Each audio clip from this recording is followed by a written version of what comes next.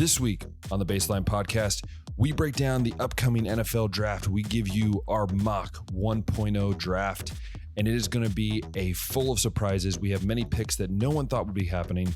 We also have picks that we think are sure lock-ins and much, much more. All that and so much more coming up on the Baseline Podcast. Hey, everyone. Welcome back to another episode of the Baseline Podcast. I'm Ben. That's Josh, and we are back for another week. It's been a busy week for myself. It's been weird weather. It's like was cold at practice on Tuesday. Then tonight it was almost 60 degrees. It was just weird. I didn't know what my brain was thinking. But no, it's good to be back. We have obviously March Madness is here. There's already been some madness. Ohio State basketball is actually winning games. They haven't been eliminated yet. The dream's still alive. I mean, we're saying that now. By the time this comes out, they've probably been destroyed. But that's besides the point. It is fun to watch March Madness. You never know what's going to happen. There's a team that won their conference tournament, but because they have to wait a year, they can't actually make it the tournaments. Then the second place team, it just makes it so much fun to watch March Madness. Josh, with all that being said, how has your week been? Man, the weeks was good, dude. As I told you last week, I went to Arnold Sports Festival. That was a blast for the day that I was there. Speaking of madness too, we had an upset in that with Samson Dauda winning the Arnold Classic bodybuilding competition. Everybody expected Nick Walker to win, but not so fast, bud.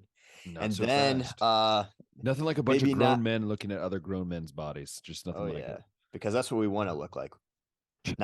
We don't like looking at it. We want to look like that. Very clarifying it. Important clarification there. But also speaking of madness, man, John Jones. John Jones, man. I don't think anybody we both picked John Jones to win the fight, but I think I picked it to go the distance and be by decision. I think you picked a second round TKO. I was close. You were close, and it was in the first round, like not even a minute into the fight. Yeah. He just, man, I never seen a fight like that, dude.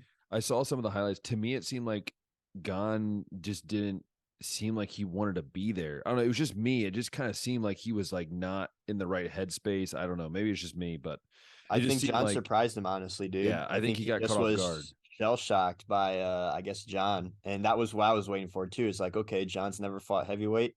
He hasn't been in the ring for years. What is he going to look like? And I mean, he just looks as good as he ever has before. He's the GOAT, man. Now we got to see him fight Stipe. Dana's got to get Francis Ngannou back in the UFC, dude, because we need some of those big time fights. And I really, there are a lot of people I've heard say that they think Ngannou's going to be pushed enough to like, yeah, screw whatever I was asking for. Like, I just want to come back. Like, because fight John Jones. But where's he going to go? Bellator, it's not going to be the same. Like, he's not going to be able to go I think more, he was thinking like boxing, but. Yeah, but Fury would beat his rear end left and right. Like, I just, Wilder's out there. There's a lot of guys out there that he'd have to compete against on a nightly base or a yearly basis.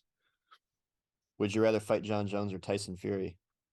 Dude, the thing about that is it's like saying, would you rather get sliced by a machete or would you like get hit by a sledgehammer? Right? Like either way, it just sucks. So sucks either way, but I think Francis would put up a good fight either way in any scenario. But honestly, the Francis Ngannou John Jones fight, I want to see it. Would you more so than Tyson Fury, Francis Ngannou? Tyson Fury, that right hand, I can't imagine what that feels like across your face. That's just got to be like a brick wall just slammed against you. But no, it was interesting to me, and I think it was cool to see him call out Stipe. It kind of reminded me of like a WWE type, the way he just kind of called him out. I was like, all right, bro, like camera was on Stipe, like you coming to get me or not? Because I'm here to fight. And the funniest thing was I saw this was interesting. You know how they talk about Khabib as like the best ever, and they showed a stat one of the best, that said that John Jones has fought more title matches than Khabib has won matches in UFC. Thought it was crazy, very fascinating. He's defended belts more, than wins that Khabib has had in WWE. I mean, not WWE. That's crazy, yeah. John's been doing it for a while. But, and John's good. Yeah, but we don't want to take up too much time today. We got the NFL mock draft episode all set for you guys. We've seen the combine. We've been hearing some buzz. Yep. We're thinking really hard about team needs and what makes sense for did it during my plan period.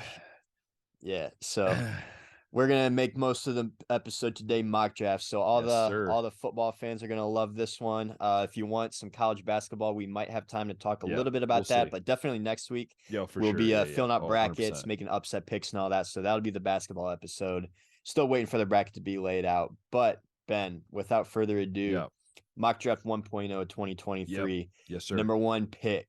Yes. Who do you have on the clock? Is it the Bears? Have they traded the pick? Yes, they traded the pick because if they are so stupid enough to then trade Justin Fields, I think that the Bears truly are done. Like you have a guy that is legit I think a cornerstone of your franchise, and you don't mess around with it. So I have them trading the pick to the Colts. I think we both have the Colts here at trading up together. I think it's the perfect spot because I think the Texans know, hey, who cares? We're going to get one of the top 2 QBs. It does not matter, I think, for them who it is, right?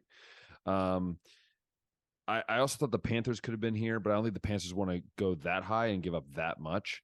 So I have the Colts here, and I was playing back, but this is the way I came with this. Who fits better in a Colts system and where the Colts play? Who fits better?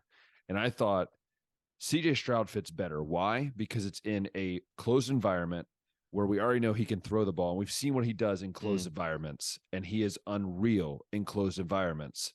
And so for me, and I also think CJ Stroud in the Colts system with a good running game, I think it just fits a little bit better than what Bryce Young is.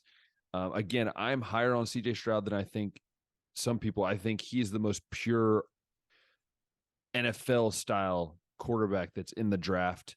And I also think his athleticism is sneakily underrated. That I was interested to see what his 40 time is at his pro day, see what some of these other times are. But we saw in the combine, he was laying dimes. Like there was not a pass that looked off from the way he threw. And I really think that he's put himself up there with Bryce, and with Bryce not throwing, maybe CJ has a little edge. So right now I have CJ Stroud at number 1. And I have the same. I have the Colts trading up. I think Carolina also could be in that mix to trade up, but the Colts have been doing all these 1-year rentals for a while, and I think finally they just need to get their guy. And ever since last year, I've been saying CJ Stroud will be the best QB in the 2023 draft class, and here we have him going to the Colts. I think, like you said, really good fit with indoors. They got some weapons to work with, like Jonathan Taylor and Michael Pittman over there for him right away. So the Colts get their guy right here. I like that. And then at number 2, Texans right here. I think they just go ahead and take Bryce Young. They got a new regime going, and they'll just take whichever quarterback, I guess the Colts or the Panthers or whoever it is that's trading up doesn't take. Yeah, it's interesting too because I've been hearing rumblings of of Garoppolo coming, and I'm like, Texans, don't be stupid. Like I know Garoppolo is very capable, and like maybe you're doing that as like a to keep him, because if they're doing that, then that makes me lead to think that they might take Anthony Richardson. If they go get Garoppolo, maybe that's where they go, okay, we want Anthony Richardson, give him some time to develop, right? But it wouldn't make sense. It wouldn't make sense to take him if you're going to get Bryce Young. It wouldn't make sense to have him sit again behind. It'd be like a Trey Lance thing all over again. And your new head coach literally has been over there when that stuff's been happening. So that's for me what's interesting in that case scenario. And I agree. I think Bryce Young should be picked in the top 2. I think same with CJ Stroud. And Bryce Young just fits the Houston. It reminds me a lot of a Deshaun Watson type of offense. It's going to be that type of offense. And with, I think, a little bit better of a quarterback coming out of college than what Deshaun was. And I think you can't go wrong. Like the Colts, if they trade up or whoever's number 1 and you can't go wrong here. Like either one, that's what we want to say. Either one is a good pick right here. Yeah, I know there's probably the size concern with Bryce Young. There's the fact he didn't throw. I think that's because he knows that he's not going to have the most impressive arm, but he's got the dog in him. He's got the dog in him, I think enough athleticism that he can kind of overcome some of that stuff. And Texans put enough around him, as we saw Alabama. Bryce Young was at his best when Alabama had all the pieces around him. Texans are going to have to slowly start doing that, which might also be a reason maybe why they don't take a quarterback or why they may take a project quarterback and try to get those other pieces. And then when that man, maybe it is Anthony Richardson, is quote unquote ready to go, then you got like all this roster ready to go. But for sure, Bryce Young makes more sense to me here at 2. Moving on to pick number 3. This might be where we differ. So I think the Cardinals need to beef up the defense. JJ Watt's getting out of town. you got to get that franchise pass rusher, and to me, that's Will Anderson. Interesting. Yeah, going the defensive route here. Everybody was talking about Will Anderson possibly being like the Heisman candidate, and he didn't have as impressive a season as this year, but nevertheless, still, I think the best pass rusher coming out of the draft, and I think fills a role for the Cardinals right here, and at this point too is also the best available player in my opinion for them to take. Yeah, it is it's a fascinating spot. I think this is the one I've been tossing. Like before the show, I was like telling him I got to change something because Will Anderson makes sense. It makes the most obvious sense, right? Like you're losing JJ Watt. I think Chandler Jones is getting up there in age. Like he's not the same. So it's very interesting for me. But actually, this is where I have another trade. I have another trade happening. Okay. Here. I have the Cardinals. Just for the record, I have not projected any other trades in the draft other than that first one. I don't know who else might be a thing, but the Cardinals could be a team that trades back here. Yeah, I have the Cardinals trading down to 9, where would be the Carolina Panthers coming up. Carolina taking Anthony Richardson at 3. The reason I say this now, people are going to be like, Ben, you've been so against Anthony Richardson. Yeah, I've never been high of him. Ben thinks Anthony Richardson's the third best. It's, I guess, Carolina's stupid enough to do it. You think? No, it's a combination. I think I will say this. I think Anthony Richardson has the ceiling to be a great quarterback if everything's unlocked. But we've talked about this the last few weeks. Can there be unlocked? If he couldn't do it at Florida, when is that going to happen? And so for me, the reason why I go Anthony Richardson is, there might be a lot of hype in it. I might change this in a month, which I probably will change this in a month. But what I do see now is, like, I saw his numbers. He's a freak athlete. We know how much it reminds everyone of Cam Newton, and guess who the ownership is? Guess who somebody, like, there's still people around that know the Cam Newton thing. And for me, you get Anthony Richardson, you bring in another quarterback, whether it's Garoppolo, whether that's another veteran, you let Anthony Richardson develop for a year. I know it sounds crazy, but to be honest, this whole draft right now, to be honest, is a little crazy because we don't know what we're getting after those top 2. So I'm going to go Panthers trade up 2-3 to get Anthony Richardson. 3 quarterbacks in a row. Here's the thing about Carolina. Carolina has, since Cam Newton regime, I guess, a different head coach, a different general manager, and a different owner since then. So I don't know if I buy that narrative all that much. They could trade up, and I think if they did, the guy that they would probably take is Will Levis, to be honest. You know what? You might be right. And I hate myself for this because you know how much, Josh, I'm against. If Carolina's going to trade up for a quarterback, I think they try to talk it out with either Chicago for that first, or maybe Houston's even willing to go back a little bit. But I don't think that Carolina trades up to get Anthony Richardson. I don't know. Dude, all I know is that Anthony Richardson is for some reason loved by every team, and I would not be shocked if this happened. Not to say that, this is the thing. Someone's going to reach for him, and I got the team that that's the king of all reaches, taking him in the first round. This is my thing. I tell people this. I'm not I'm not for Anthony Richardson. If you ask Josh, he knows that I'm probably the most anti-Anthony Richardson guy in the building.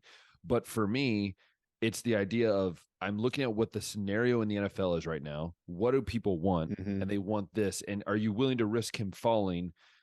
Keep falling. Like, do you think he'll fall? Or are you risk missing him? So that's where I go with there. So anyways, we'll move on from there. So 4 is Chicago. 4 is Chicago. 4 is now Chicago. Yep. And right here, what was the biggest issue for Justin Fields last year? Not having any offensive line help. Anyone to throw to. No one to throw to. No one to protect him. Kind of a thing. So right here, possibly a reach, but I love Paris Johnson Jr. as the best offensive lineman in this draft. Whoa! And a former Justin Fields teammate. I did not so see here, man. Why not go ahead and grab the best left tackle in the draft, in my opinion, for Chicago, and start protecting Justin so he can maybe have a third of a second longer to throw the football. What do you think, Ben? I mean, I like it, right? Like, I think that's actually... I was going to go Jalen Carter here. I've been seeing some other mocks say Carter here, but I'm like, that doesn't make sense. That doesn't make the most sense in this scenario. But also, I will be honest with you. I have the Bears taking him, but I do not have them taking him here. I have another trade. Yes, I'm in this weird trade mode right now. So Chicago trades back again. I could see that too. They're just accumulating picks. Yeah. Like, so they might get 2 or 3 firsts from the Colts, and now they're going to get another couple firsts here in this trade. Who's moving up? Chicago trades back, and the Atlanta Falcons trade up for one man and one man only, and that's Will Anderson Jr. They trade up because they need an edge. They have no edge at all, and to get a guy, you have Pitts from last year, right? And you need an edge. You need someone on the defensive end that can set that tone. And we all know what Will Anderson is, and he's still sitting there. It's a no-brainer for me. It's either them move up or Seattle Seahawks would move up. Those are the two that I could see moving up to take him. I think you get the Falcons jumping just ahead of the Seahawks, taking Will Anderson Jr. Yeah. All right. Well, yeah, speaking of the Seahawks, they got the 5th pick here in this scenario, and this is where I have Jalen Carter going. Beefing up the defensive line. Yeah, this one makes the most sense. I like Jalen Carter to Seattle a lot more than to Chicago. Yeah. Beef up the defensive line a little bit here. So far, at least with the Jalen Carter situation, it looks like he might not be in as much trouble as what we initially thought. We made it seem like so bad. It did. Like, I mean, at that time too, like, we wanted to get it on the podcast because it was like breaking news at that moment. But so after you get to hear everything, it's like, oh yeah, it definitely wasn't the driver. It looks like he's going to be cleared of everything after turning himself in and stuff. So I guess it's just a matter of how much teams are going to hold that against him. Yeah. So at least for the moment, his stock hasn't been hurting any of the mocks, and those are guys that like are really much in touch with the NFL and what GMs think. So I got Carter here going to 5th to the Seahawks. I agree with you. I would have had him go earlier, but even this one I was very hesitant because we don't know the length of the legal issues, and we know how the NFL is real hesitant with legal issues. So that's a joke. It's true though. Like, they wait until you get drafted or signed, and then they suspend you. Yeah, instead of messed up. But so Seattle, so I have Seattle taking Jalen Carter. I think it's the most obvious choice here. If you're Seattle, like, you have a once in a generation type talent. I think if Will Anderson's there, you take him. But as I have in my mock draft, he's gone. So I think you take the next best defensive lineman, because I think Carter could play all 4 spots. Play nose, could play tackle, could play either end. So again, I have Jalen Carter going here, which leaves us with the lovely. You know who? Not LA Rams. It is the Detroit Lions. By the way, just for everyone to know, that is that 5th and goal. That's Aaron Lynn's team. So they still suck, Aaron. Just so you know. But they were not the 6th worst team in the league. That's why I specify. This is the Rams pick for that Matthew Stafford trade. And I could see the Lions going a lot of different ways. They got such a young and explosive offense. They got some exciting young guys on the defensive line. So really, I don't really know where the Lions go right here. It seems like corner is a need, and this might be a reach at 6, but I got Christian Gonzalez from Oregon going here.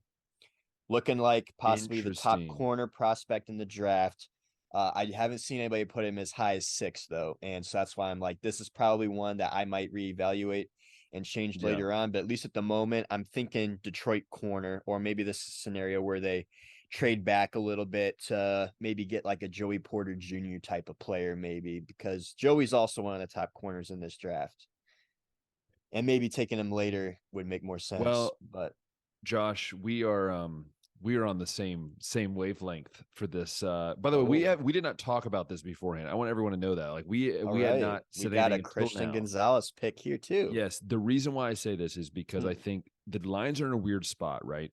You don't really go wide receiver because you got Amon-Ra St. Brown, you got Jameson Williams. It's like they don't need to. It's a little interesting, and they're fine. I think at defensive line, offensive line, they're fine. So corner makes the most sense, and I was very hesitant to go this route, and I will also probably change this in the future. But I think Christian Gonzalez just makes the most sense. In this pick, at least in my brain. They could trade back, but I've already done 3 trades. My brain was like, yeah, I'm done. So yeah, I'm gonna go Christian Gonzalez here to the Detroit Lions. All right. Hopefully Aaron likes that pick. He probably hates it, to be honest. Moving on to 7. Now we got the Las Vegas Raiders on the clock. Mark Davis, the son of Al Davis.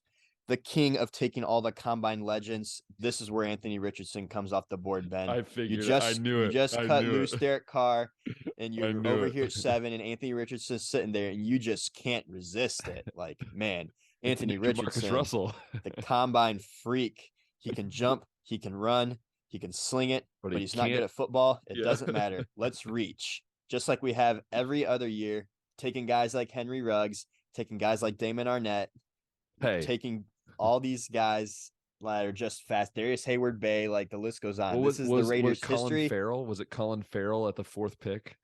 Was it Colin Farrell or something like that? Colin Farrell's an actor. Not Colin Farrell. It was something Farrell though.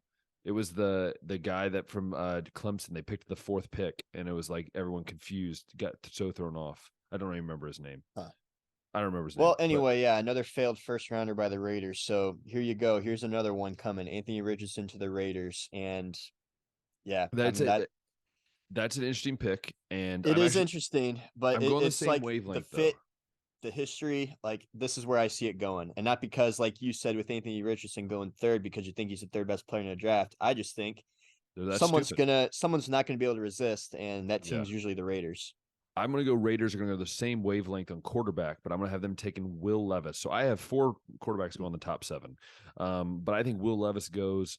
Again, he puts mayonnaise in his coffee. It should be a sin. Should just not be allowed. Go to jail for that. It's disgusting.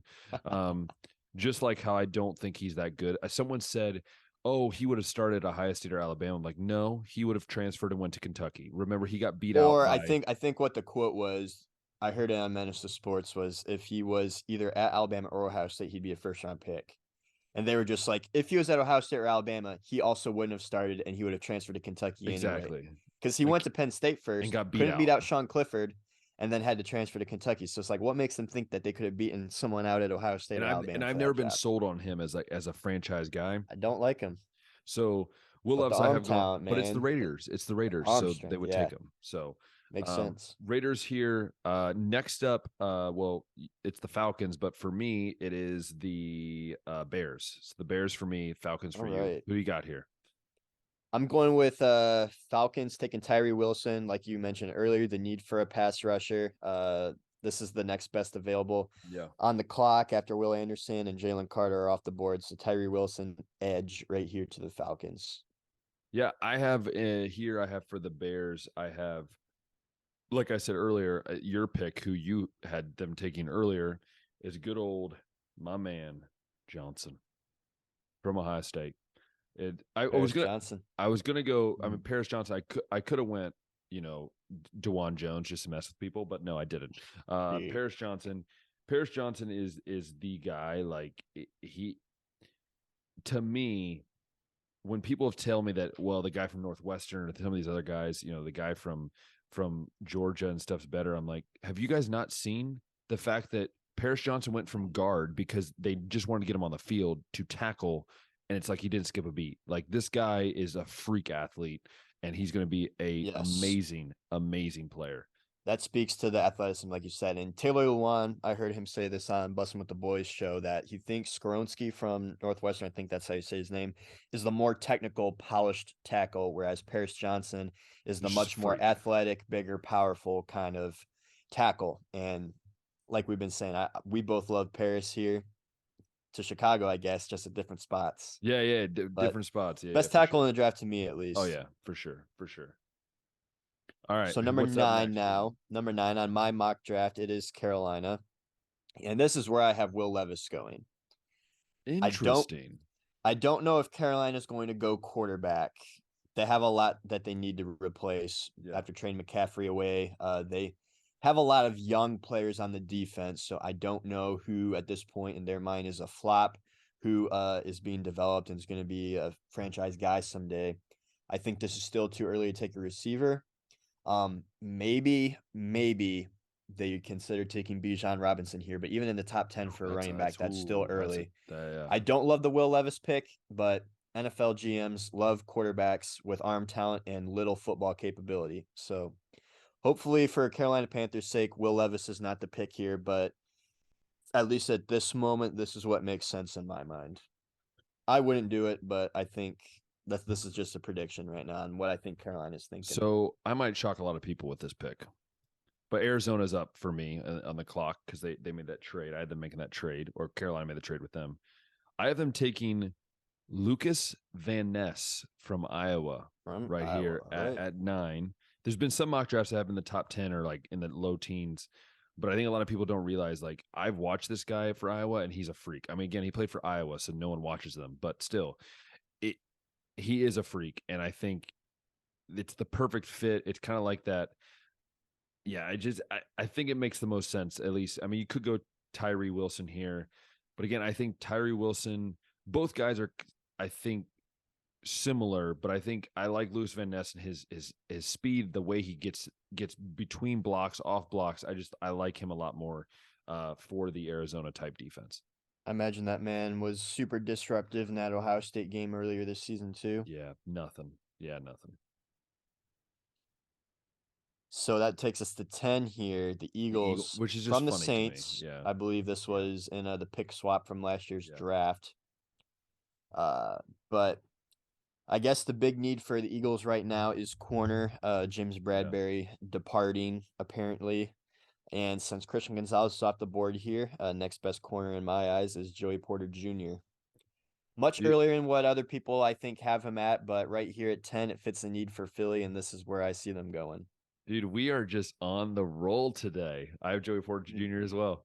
I think I wanted him to, I have him. I either had him here or in my other one I did in my head, I had him going to the Steelers. I just think being in like Pennsylvania just fits him. So yeah, and then his dad too, Joey Porter being a former Steeler too, makes sense. Yeah. So I have him going to the Eagles. I think you can't pass up a guy like outside of Marvin Harrison. He pretty much locked down everyone. Marvin Harrison kind of walked over him, but let's be honest, who didn't Marvin Harrison walk over? So I could have went Devin Witherspoon from Illinois, but I'm not as high on Witherspoon as many other people are. So I like Joey Porter Jr. Right here. All right. Well, that takes us to pick 11 here, the Tennessee Titans, and we mentioned Mr. Taylor Lewan earlier. I did, and he is no longer with the Titans. So perhaps this is where the Titans find his replacement and draft Peter Skoronski from Northwestern. Fits the need. I don't know if Tennessee's going to commit to a full rebuild and trade Derrick Henry and like break it open and all that. But either way, I think grabbing your cornerstone tackle here is the best bet, regardless of which direction you go. Yeah, I mean, I think in their right mind, they would love to have another Ohio State tackle. If you guys don't know, Piete Freire from Ohio State last year was drafted by them. He started quite a few games for Tennessee, and to have another Ohio State guy on the other end in Paris Johnson, I'm sure they would love that. I've seen a lot of mock drafts of them going with Broderick Jones from Georgia. I'm not as high on Broderick Jones. I think there's still he's good, don't get me wrong, but I think that there's two more tackles with I think, obviously Paris Johnson, and I think I'm going to go here with you as well. I think Peter Skoronski, if that's how you say his name, I think Skoronski just has this like Big Ten lineman. He's built. Big Ten puts out good linemen, man. Yeah, they do. Big, thick, white linemen. Yeah, white dudes that play forever. And no, that's not racist. And I think it just fits here because I think, again, there's a reason why they let Lewan go. They have a plan, and I think this is one of their plans is to go get a tackle, and I think this is the guy they go get. They tried it a few years ago when they took was it Isaiah Nelson from Georgia, and then he got cut after a year. Just wasn't mentally there. So pick 12, Texans from the Browns. The Texans got their quarterback at pick 2. Yep. I think they get him a weapon here at pick 12 and take the first wide receiver off the board, Quentin Johnson, TCU. Yes.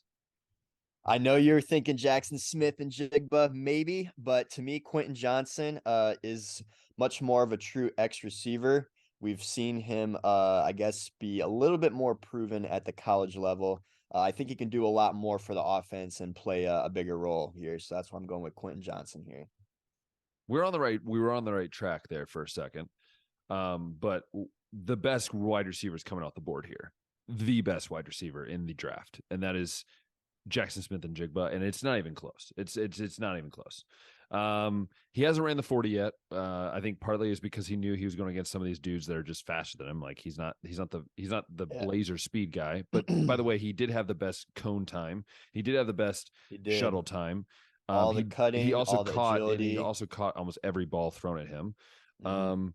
And I think for me, I have Texans taking Jackson Smith-Njigba. Can you imagine Young with Jackson Smith and Jigba in the slot or even on the outside? I just think, people have been like, well, he's a slot guy. I'm like, dude, the man caught for 350 yards in the Rose Bowl. Like, even when he was on the team with 2 first-round picks last year, they even said with those two guys, Olave and Wilson, they both even said he was the best, and even defensive coordinator said he was the best guy out there. And that's, talking about that's some high praise. So for me, I have Jackson Smith and Jigba here. I think it's going to be a great asset for them, and I think it's going to be a threat in the long run. So yeah, that's my goal. Right. Could be. I'll defend my Quentin Johnson pick a little bit because I know everybody with the main Ohio State fan base is going to hate me. But Jackson Smith and Jigba's best season was when Chris Olave and Garrett Wilson were on the outside and safeties had to respect the deep ball. So that opened up the middle of the field for Jackson. The 350-yard game was against Utah when they were putting backup wide receivers in the secondary because of all the injuries, opt-outs, and transfers that were going on. And then we didn't get to see him do it this year as the true number 1 wide receiver. And he's been having the hamstring issues. So I'll gladly be proven wrong, but at the moment, I have my doubts. Hey, you do you. You do you. I'll stand by my pick. I won't refute it.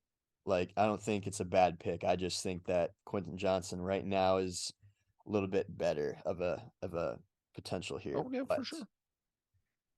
Pick 13, the Jets. The Jets. I think right now the wide receiver positions are taken care of. Yep. The running back positions taken care of. The defense is ready to win a Super Bowl. Let's protect our quarterback, whether that's Joe Flacco, Zach Wilson, or whoever it may be. Aaron Rodgers, I don't know. But this is where I got Broderick Jones getting taken off the board right here. Tackle from Georgia. Yeah. I like we mentioned earlier, we like Peter Skoronski and Paris Johnson Jr. a lot better. But Broderick Jones isn't a bad pickup either right here for the Jets. No, I have them taking Broderick Jones here too. I think he doesn't get past here. I think again, I wasn't against him. I just think he wasn't maybe the top 10-ish talent. But yeah, I think it's just a perfect fit. I mean, what happened with Wilson with Flacco last year? They were on their butt half the time. So, and especially if you get Aaron Rodgers, that's what he's going to want, is someone to protect him. So I think Broderick Jones is the perfect fit. I don't know if he'll be able to play both tackles. It'll be interesting to see where they play him. But I think it's a great fit there in the long run. 14, the Patriots. This is where I have Jackson Smith and Jigba going. That would be a Belichick pick. It's very unlike the Patriots to take a wide receiver in the first round, but I just see not that I think that Jackson Smith and Jigba is comparable to Julian Edelman, excuse me, but I think he can be a much more athletic and faster version of him. I think the way that he plays football, the role that he played at Ohio State is very similar to what Julian Edelman does. We have a head coach, just like you said, Bill Belichick likes using wide receivers like that. Not so much like the guys that go deep downfield, but he likes the guys that like do the cutting, the slants, and get open short field. Those are also much easier throws for a guy like Mac Jones to make, and that's why I got Jackson Smith and Jigba going here. I think the fit would be good, but I do wonder if the Belichick would take a wide receiver round 1. It's interesting, the last time they took a receiver was N'Keal Harry, and that did obviously not go backfired. Well. But actually, I also agree with him on a wide receiver here. But I'm going to go with Jordan Addison from USC. Now, I haven't been super high on him when it comes to, I think in the college game, I think he was kind of overrated at Pittsburgh, mainly because he had a really good quarterback, and it was just a little bit of there was a lot of factors in there, but I think he's an overall talent. He was injured a little bit this year. But I like it because I think he can play inside and outside, which we know Belichick, what does he like his guys to do? Play inside and outside. Quentin Johnson just, to me, doesn't really fitness of the Belichick system. I mean, the last guy they really had like him was Randy Moss, and Randy Moss, honestly, yeah. So for me, I think Jordan Addison here is a perfect pick. A lot of people are saying this is where Paris Johnson is going to go, and if he falls this far, that'd be I'll be insane. shocked. I don't see it happening. He's not coming out of the top 10. No, so Addison will go here. All right, pick 15, the Packers. They took a wide receiver in the first round last year, right, with Christian Watson? Yep. I think they'll help out their offense a little bit more this year, but everybody's looking for like the next big time tight end here, and perhaps that's Mr. Michael Mayer from Notre Dame. Packers get their guy, like their superhero wide receiver. We saw how consistent and talented he was at Notre Dame. Perhaps this is a guy that can talk Aaron Rodgers into staying in Green Bay just a little bit longer as well. I'm going with you on the threat, the outside threat, but I'm actually going to go with Quentin Johnson here. I'm actually going to go with back-to-back wide receivers taken. I think this is if you want to put a playing card in to say Aaron Rodgers, if he stays, right? Obviously, if he's left, then it kind of screws you over. But this would be a perfect thing if Aaron Rodgers stays. This is why it would change for me. Like if Aaron Rodgers leaves, then this changes for me. But if Aaron Rodgers is there, this is like the perfect guy. Oh, this would be a great fit for him and for Aaron Rodgers to have a guy that can go down through as a big threat. I think is a perfect kind of fit. So yeah, I'm gonna go Quentin Johnson here. I think he has shown a lot of people this year that he is legit, and he's a legit top 3 wide receiver in this draft. That'd be a good group of playmakers too. Yeah. Quentin, Christian, and Aaron Jones coming out of the backfield too. Nuts. All right. Commanders at pick 16. This was a tough one for me to figure out. Yeah, this is for me too, yeah. Can't hurt to boost the offensive line, so I'm going with Osiris Torrance, guard from Florida. A guard, here. Wow. Mm-hmm. I don't really know much of Washington's needs right now at the moment, to be honest.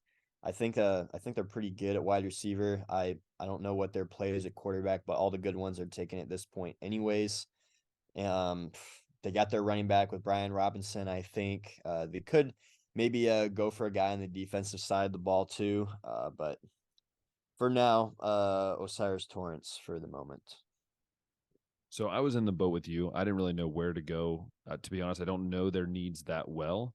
But one name that kept popping in my head of like, you always need this defensive help is Brian Branch from Alabama, safety from Alabama. And I think it just makes sense for them, I think in the long run, to have a guy that can play. I think he could even play in the slot if needed, but is a good safety type guy that can build your defense around on the backside at least. So I'm going to go Brian Branch from Alabama. They always got good safeties in Washington. It seems like whether it was Sean Taylor or LaRon Landry, I think Landon Collins was there for a little bit. So maybe you find that next marquee Washington safety here.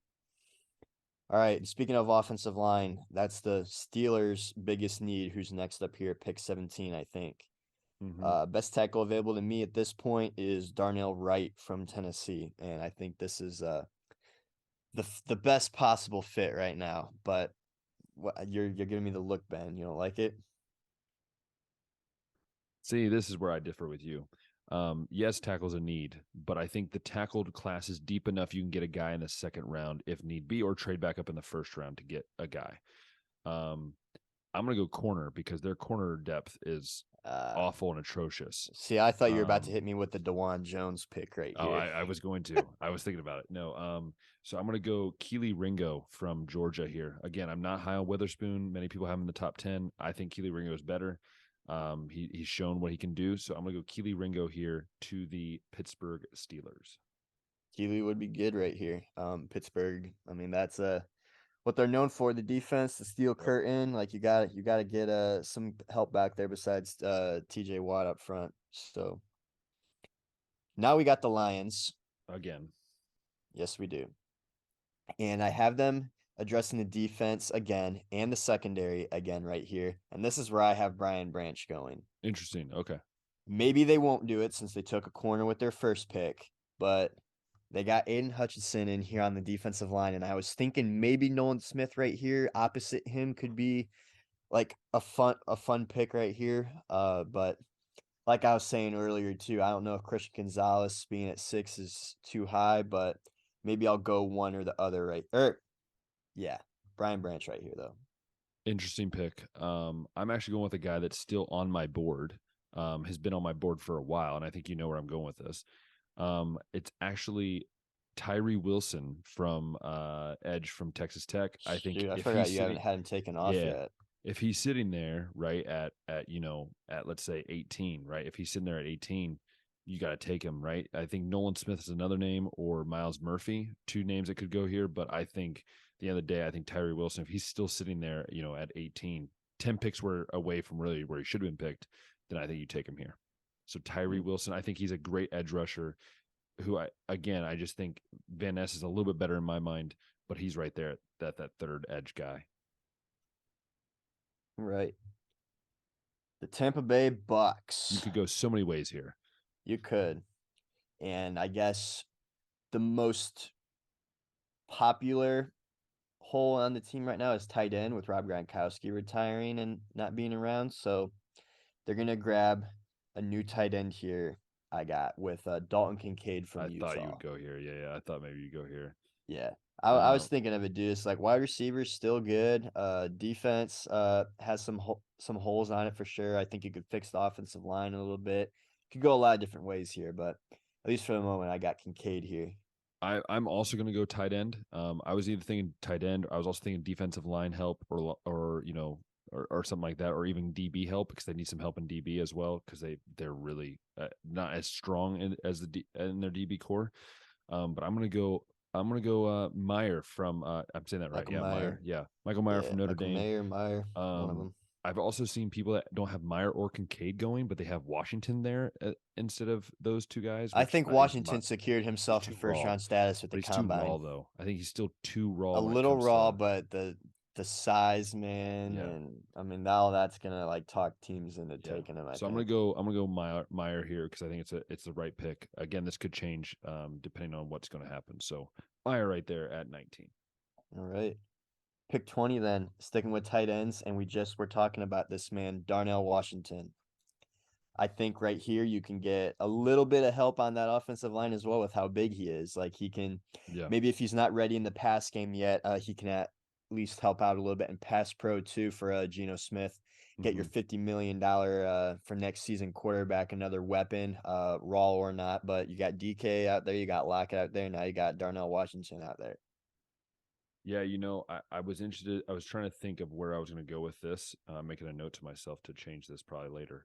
But I think for me, I might stick on the defensive end, defense side of the ball.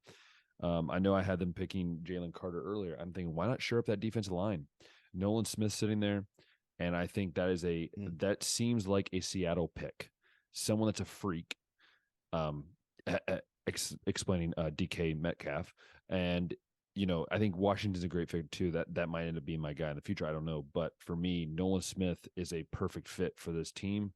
Have him off the edge. You have Jalen Carter in the middle. That's kind of a scary 1-2 combo right there. If they turn out so. Very much. And two Georgia guys, if you didn't realize. Right. So 21 was the Dolphins, but they're forfeiting this pick, I believe, for the tampering with Tom Brady incident. So moving on. Now we got the Chargers on the clock. And just with all the injuries and I guess you've had with Keenan Allen and Mike Williams, I think they go receiver right here, get Justin Herbert another weapon. And this is where I got Jalen Hyatt coming off the board right here. Wide receiver from Tennessee. I think that definitely a first-round pick, and I like Quentin Johnson, Jackson Smith, and Jigba better. So that's why I got Hyatt going right here. It's like I think they're cutting Khalil Mack loose, or I've heard talks about that. So there's a lot of edges that we've been talking about that they could take right here, but I think Hyatt's going to be a little tempting right here for them. Well, you said that they were going to go edge, right? Or you said they could go edge. They could go edge. And I could see it. I that's where I'm leaning towards. I think you need to have someone outside of Joey, because let's be honest, Joey Bosa, his brother plays right down the road. And if you have another bad year, do not be shocked if Joey Bosa decides when his contract ends, I'm going to go play with my brother and I want to play in San Francisco. So nuts, to keep him happy, you bring in a guy, and I'm going to say you bring in a Miles Murphy type who many think go in the top 12, top 11. I think Miles Murphy is, again, another guy that is just, he can play. I think he can play inside if he need him to, but he's mainly an outside guy. We've seen what he can do at Clemson. He was a freak, a havoc ever since his freshman year. And so I'm going to go Miles Murphy here to the Chargers. I think it's a perfect pick, which then leads us into the Baltimore Ravens, which, again, with everything going on with the Baltimore Ravens, this could be a very interesting pick. You do, and I think regardless if you're keeping Lamar or if Pro Bowl quarterback Tyler Huntley's taking over, you need that man. Shut up right now. Do not say that. It drives me insane. When you look up Tyler Huntley on Wikipedia, it says one-time Pro Bowler, Ben. Just stop, okay? So everyone has to live a lie every once in a while, okay? He's just living his lie. Either way, the Ravens have not had luck at drafting wide receivers. No, they have not. They're in a situation they definitely need a wide receiver, though. This is true. Maybe this is when Jordan Addison comes off the board here in my draft. Well, I forgot you don't have him yet. I haven't had him going, so it's like he's got to be going right here. The need's definitely there in Baltimore. Like I don't know any quarterback that could be having success with this offense outside of Mark Andrews. Like Rashad Bateman's all you really got. Yeah. For me, I agree with you. I think they do go wide receiver here. I was debating between Josh Downs from North Carolina and Jalen Hyatt. I agree with you on Jalen Hyatt. I'm very high. I'm high on the things that he could do, right? Like I think there's still a lot of things for him to work on. But I think Jalen Hyatt, you see him if you're the Ravens and you're like, oh, that is nice. Whatever we can have to add with the room, right? So Jalen Hyatt goes here to Baltimore. I think it's a great pickup. And if you have Jackson or you don't, it's still a great pickup, I think, either way. It's a quality pick.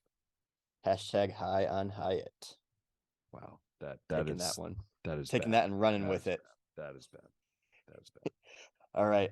Speaking of bad jokes here, Vikings on the clock next. I think you look all around the offense, there's not really any issues. No. But I think the key to fixing their issues could be drafting Lee Ringo right here at corner. Dude, just stop, man. Just stop. Dude, it's bad. I had to do it, man. I just thought of it on the spot after that. You didn't like the high on Hyatt all that much. So man, you're reaching. Stupid jokes aside, though, I think the Vikings definitely go. I think the Vikings go defense here. I don't know where at though, but Ringo seems to be the best defensive player available on the board in my draft. Maybe they'll take corner here, maybe not, but. No, I agree. I think a lot of people have Witherspoon being the second best corner. Many people do. And right now I've had, let me see. I've had one yet. Let's see. I've had 1, 2. I only had 2 go off the board. 3. Maybe I only had 2. I don't remember, 2 or 3. I can't tell from my list here. But anyways, I just think Witherspoon, he's a guy that he's been around. He's a senior, right? So he's been around a while. I was thinking about going Deonte Banks from Maryland. I was thinking about going, a few different areas. But again, I just think Witherspoon, he's still sitting there after many people thought he'd go to the end of the top 10 or early teens. So I'm going to go Witherspoon to Minnesota. Played in Illinois, kind of that same geographic area. So I'm going to go Witherspoon there. Will Witherspoon? Yes. That's who I got going next year at 24 to the Jags. You mean 25 to the Jags? Well, technically it's 24 if we're skipping the 21 of the Dolphins. Well, I'm trying the Chargers to be 21 correct. instead of 22. Just trying to be correct. The 24th man off the board will be Will Witherspoon. Jeez. Do you think that's what they need the most, though? Do you think Jacksonville needs that the most? I don't think they need any offensive skill. They don't. I think them taking what's his name, Trayvon Walker first last year, right? Yeah. So they're not. I don't think they're gonna address the edge anymore. Yeah, it's one of those things where it's like I don't know everything that Jacksonville needs. I mean, you could go to the default, like never wrong, draft an offensive line help right here. Yeah. But Witherspoon's kind of like, okay, well, he's being projected top 10. Yeah. I don't feel like that, but maybe like best available players kind of situation right here, I'm thinking. Yeah. I'm also thinking, what do they need? What can they do? How about protect Trevor Lawrence? Trevor Lawrence is To pretty me, good. protect him. And this is where I have DeJuan Jones, the behemoth, the man of the hour, the man of the combine, the biggest head, the biggest arms, the biggest hand. Like this dude is just a mammoth, right? What do they call him? They call him Thanos, right? Big Thanos. DeJuan Jones is coming off the board here, and many people for weeks and actually for the last few years are saying, "Oh, he's maybe a third round pick. Maybe he'll squeak in the second round." We've even said that maybe he'd be a second round pick. He went there and showed. By the way, he ran a 40 that people are like, well, he only ran like a 5.3. I think it was like a 5.1 or 5.2 40. I'm like, think about this, guys. 6'8", 370 running a 5-second 40-yard dash towards you. You're getting out of the way. It's you are, right? So I think he is still a little raw, but to be honest, I watched him protect CJ Stroud. He is a guy that you go out and get and you can develop. And I think Trevor Lawrence would love to have a guy who's 6'8" next to him, standing there blocking his blind side. That might be a pick that I change later on, but right now where I got DeJuan Jones, I really like, but interesting. It doesn't matter where I like, especially if it's later in the draft, if it fits a need earlier. Yeah. So 25, the Giants, they just cut Kenny Galladay, and they didn't really have any good wide receivers anyways. So I think this is a time where they go and maybe get a guy like Zay Flowers. Oh, Zay Flowers. That's an interesting one. A name that I've been hearing a lot more buzz around since the combine and stuff. Someone that I didn't necessarily see coming as a first round pick, but starting to see some hype around him, and maybe ends up squeaking in late in the first round to the Giants and filling a need right there for your new $40 million a year quarterback. That's just mind-boggling to me that man's worth $40 million. It is an interesting pick, and I agree with you on the wide receiver. I'm actually going to go Josh Downs here from North Carolina. I really like his upside. I think Josh Downs is going to be one of the very underrated wide receivers in this group. His brother obviously is also a beast. But Josh Downs, I think, is just going to be a guy who played with a good quarterback, so we know he could play when you have a good quarterback. And I think it's just a guy they need. They need someone that can go out and catch some balls and give Daniel Jones a chance. And I think Josh Downs is that guy. So that's where I'm going to go with for the good old Giants. 26, Dallas Cowboys. Oh, boy. They're going to ruin it anyway. Dallas is just one of those teams every year where it seems like they really don't have any needs because, they got superstars everywhere and just can't figure out how to win for some reason. But really a big name that they're losing, or I guess possibly losing, Leighton Vander Esch, a linebacker, one of the big free agents right now. And if they don't keep him, maybe they just decide to fill that need in the draft and go and get a guy like Drew Sanders from Arkansas. That's one of the bigger names I'm seeing at linebacker right here. And since Micah Parsons is kind of like a hybrid, playing the edge, playing linebacker, you can kind of move him all around. Maybe you make him a little bit more of a permanent spot in the defensive line or on the outside at least, and then you make Sanders kind of like more your inside guy kind of thing. Yeah, I was trying to think of what else they could need. I mean, I don't know. Do you know how they're lined? Because I had two guys I put names down here, and I'm going to switch around. Yeah, the Dallas offensive line always seems good, but I don't think it's as good as it's been in years past, like when they first got Dak. Yeah, this is where I have Osiris Torrance, I believe his name is. Yes, that's who I had earlier going to Washington. Because I think here makes sense. He's guard. I don't know if he can play tackle or not. But I think it's a perfect place that, you have some older linemen that you can kind of move your way out of, and you have a guy that I think you can put in there. Again, it could go other ways, but I just think I like Osiris Torrance right here, which is the weirdest. I feel like his last name should be his first name, and the first name should be the last name, but that's besides the point. All right. Well, we're reaching the end, close to the end here. We got the Bills on the clock now, and this is also a pick that I might change, but it's just kind of like fit to me and best available player kind of thing. Bijan Robinson. Right now, you're using a running game with Devin Singletary and James Cook, which isn't bad. Like the Bills, I think, have mostly been like a running back by committee kind of organization lately, but you already got, I think, pretty solid weapons outside. You know, your Diggs, your Gabe Davis, your Dawson Knox at tight end, Josh Allen at quarterback. Bijan's also solid in the pass game too, so you could use him there and maybe find a guy that you can consistently rely on to, I guess, be a threat in the running game, because like James Cook and Devin Singletary are, I mean, we know that they're a threat in the pass game, but I don't know if there's so much a threat in the run game, and maybe Bijan Robinson could be that guy. I don't know. Yeah, I actually, it's tough because like I feel like Bijan Robinson's first round talent, but we've also seen teams not really care about running backs in the first round all that much, or if so, it's like much later in the draft. I mean, usually. look at Chubb. Chubb was a second round pick, so right.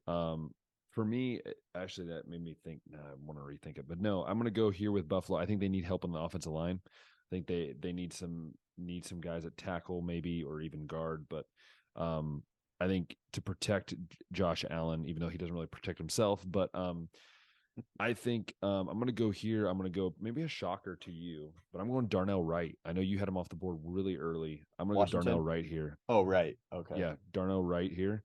I think it's a perfect fit here for Buffalo. A guy that is very talented that you can get all the way at the end of the first round. I think it's a perfect slot for these guys. Sweet. Yeah, offensive line could definitely be a way to go for Buffalo too here. We got the Bengals next, and they definitely need some offensive line help too. And this is what I was talking about. Hold on. Jared said it was fixed, remember? Jared came on and said it was fixed. Well, right, Jared? Oh, I'm sorry. It wasn't. I don't know, man. The eye test is telling me otherwise, man. But either way, this is what I was talking about with Fit earlier. DeJuan Jones staying in Ohio, going to Cincinnati. Okay, now I like that actually, even though I hate to go the Bengals. There's the need earlier, so it's like that would make more sense. Yeah. But I like DeJuan Jones staying in Ohio, playing at Cincinnati. Like there's some former Buckeyes over there that have done really well, and maybe he could be that next dude. So that's why I got DeJuan Jones going here. But like I said, could be a rising stock just because of teams ahead maybe need to tackle a little bit more. Josh, what is the one position of the skill positions that the Bengals struggle having? Consistent. The skill position they struggle having consistently? Yeah. Tight end? Tight end. And that is a correct answer. You win 100. No, I'm kidding. No, you don't. No. And this is where I have the big man, the rising star, Darnell Washington. I think you put him in that offense. Just imagine him in the middle of that field, and then you have the two guys on the outside. That is a scary offense. And yes, I will admit that even when the Bengals have a scary offense, they've given it some shots, man, in the past with Jermaine Gresham and Tyler Eifert, and it's just like injuries have really hurt their tight ends in the past. And that's I like the fit there too. I'm even thinking too, dude, like I was just talking about Bijan Robinson. What if this situation with Joe Mixon unfolds and leads to Bengals cutting? Maybe Bijan Robinson goes to Cincinnati then. That's true. But yeah, this is 1.0 though. A lot of things to think about still, and maybe some more dominoes will fall and make things more obvious. Like last year when we saw first round picks getting traded left and right, and we had like different orders every week because of that. Yeah, that was crazy. The Saints now at 29. Yep.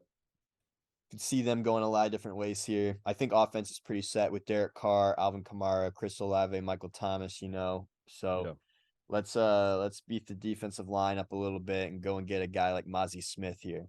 That's what I'm thinking. You mean the guy that guy had a gun? The guy that had a gun, yeah. That dude. But I've been seeing a lot of people still project Mozzie late first round. I think that's about what he was being projected before anyways. And just like Jalen Carter's situation, we haven't seen that affect him too much. And at least for the moment, it doesn't seem like that's affecting Mozzie's stock too much. Yeah, I've seen a lot of people go with the defensive line look, and I'm going to go there too. But I'm not going to go on the edge. I'm not going to go the interior. I'm going on the edge. So I'm going to go BJ Ojulari. Yes, BJ Ojulari from LSU. His stock's kind of rising right now. Many people have him in the low 20s.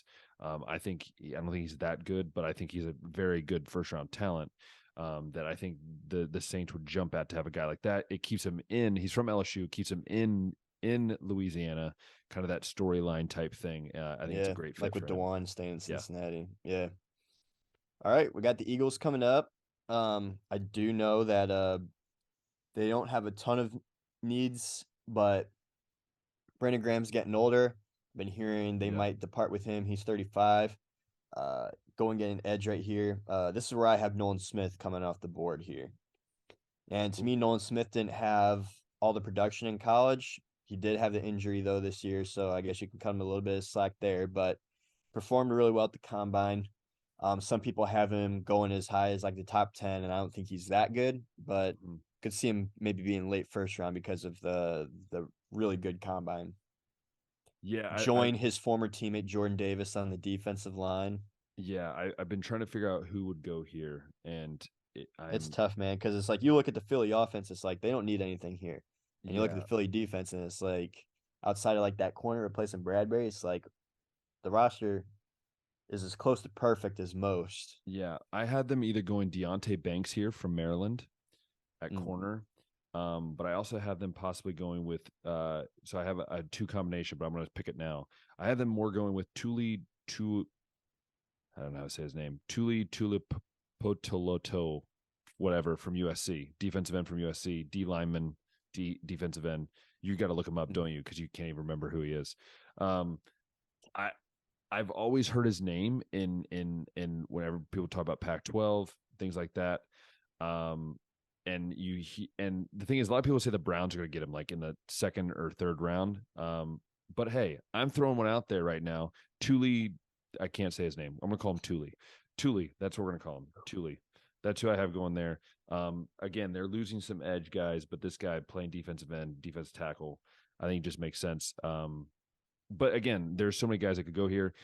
And the other guy I was thinking of, and you might know this guy, was Derek Hall from Auburn. That was the other guy I was thinking of. So I almost threw him in my first round too. So these are the two guys that I was thinking of. But I'm going to go Tuli Pulatola, whatever his name is.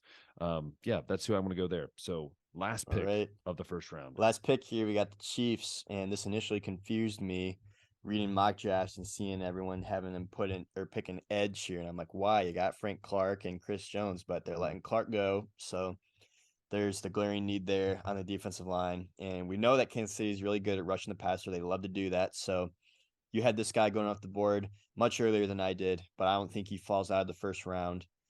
Luke Van Ness, Iowa. I forgot you had Luke Van Ness still on there. Yeah. Yes, I think that actually is where I'm going to go as well. But I'm going to go with the guy I just mentioned, Derek Hall. I think Derek Hall goes here. So I have two guys going back to back. Tuli will probably change. That was just more of I didn't know what to do with that pick, and so I went with the guy that sounded. So let's go with the guy whose name I can't pronounce. Yeah, that's what I did. But that is.